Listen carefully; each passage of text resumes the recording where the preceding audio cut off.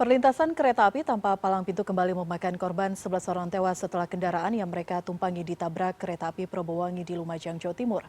Apa yang bisa dilakukan untuk mencegah kecelakaan di perlintasan tanpa palang pintu berulang? Sudah bergabung bersama kami Humas PT KAI Daob 9, Anwar Yuli Prasetyo. Pak Anwar, selamat sore.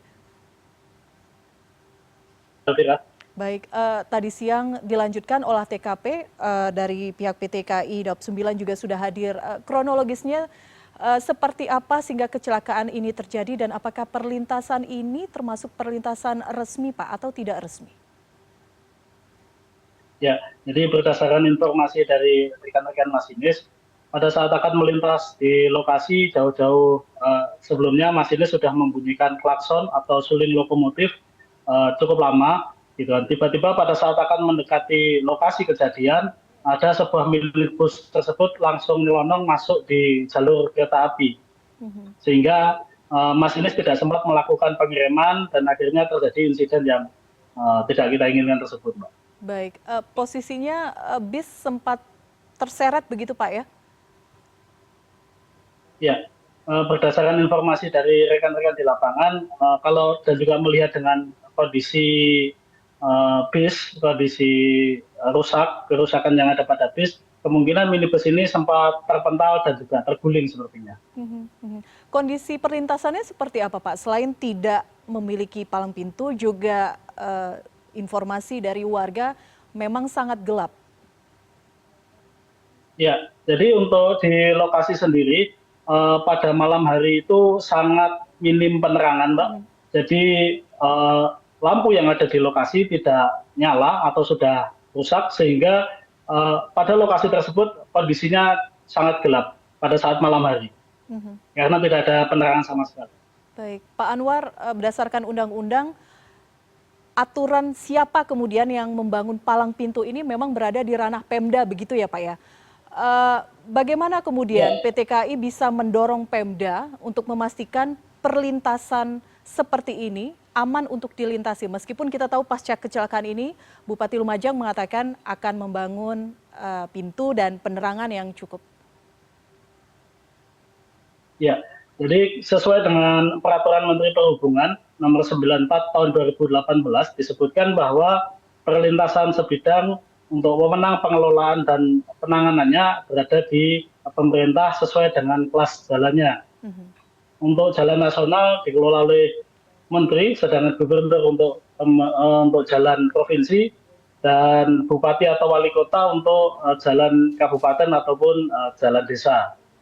Nah, sebenarnya pada tanggal 8 November kemarin dari pihak PT KAI dan juga dengan Direktorat Jenderal Perkeretaapian dan juga dari Dinas Perhubungan Kabupaten Lumajang sudah melakukan tinjauan ke lokasi terkait dengan rencana pemasangan palang pintu dan penempatan petugas di JPL 63 atau lokasi kejadian kemarin, Mbak, sebenarnya.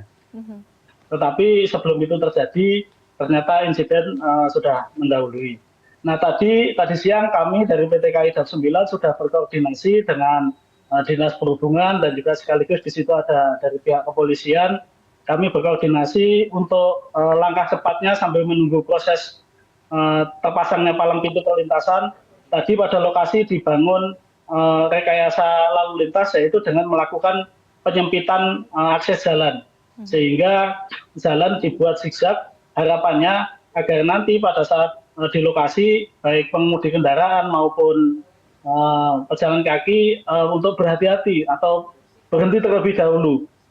Seperti itu, Mbak. Baik, ini tidak satu-satunya di wilayah Daob 9 ya Pak ya, perlintasan yang tidak memiliki palang pintu. Apa yang kemudian dilakukan pihak PT KAI untuk mendorong agar tadi seperti Anda sampaikan masyarakat berhati-hati, Pemda kemudian lebih aware, jangan menunggu kecelakaan terjadi, baru kemudian melakukan pembangunan palang pintu dan menempatkan petugas di lapangan. Tercatat ada berapa lokasi yang seperti ini Pak di wilayah Daob 9? Ya, untuk di wilayah lokasi Daob 9 sendiri total ada 346 perlintasan, Mbak, dengan 101 perlintasan yang dijaga, baik dijaga oleh PT KAI sendiri, kemudian ada yang dijaga oleh pemerintah daerah, swasta, dan juga dijaga oleh swadaya masyarakat. Sedangkan untuk perlintasan yang tidak terjaga, itu sejumlah 245. Nah, kami sudah berkoordinasi dengan para pemerintah daerah, dalam hal ini Dinas Perhubungan, terkait dengan peningkatan keselamatan di lokasi-lokasi perlintasan sebidang yang memang rawan atau sering dilalui oleh masyarakat untuk beraktivitas. Beberapa Pemda juga sudah menganggarkan untuk tahun anggaran 2024 untuk dilakukan peningkatan keselamatan, yaitu dengan memasang palang pintu perlintasan, dan juga ada yang untuk sementara dipasang berupa portal, sehingga nantinya harapannya ketika tidak ada petugas, portal itu akan selalu tertutup, sehingga masyarakat yang akan melintas harus berhenti terlebih dahulu untuk memastikan bahwa kereta api tidak ada yang melintas. Seperti Baik, itu, Mbak. baik. Ada upaya ke arah sana. Pesan juga bagi masyarakat jika kemudian ini ada upaya sementara ya sambil menunggu memang secara ideal Ya. pembangunan palang pintu dan penempatan petugas secara resmi. Pesan Anda kepada masyarakat. Ya, bahwa keselamatan perjalanan di perlintasan sebidang itu tanggung jawab utama sebenarnya adalah pada di pengendara kendaraan itu sendiri. Palang pintu perlintasan, adanya petugas, rambu-rambu dan sebagainya hanyalah alat bantu yang akan mengingatkan apabila pada saat itu ada kereta api yang akan melintas. Kepatuhan terhadap aturan, kepatuhan terhadap rambu-rambu para pengguna kendaraan itu yang akan sangat menentukan keselamatan itu sendiri. Jadi himbauan kami kepada para pengguna jalan untuk lebih berhati-hati pada saat akan berada di perlintasan sebidang. Lebih baik berhenti, tengok kanan dan kiri untuk memastikan tidak ada kereta yang mendekat baru melintas. Baik, Pak Anwar Yuli Prasetyo, Mas PTK IDAP 9, terima kasih sudah berbincang bersama kami di CNN Indonesia Newsroom. Selamat sore. Selamat sore.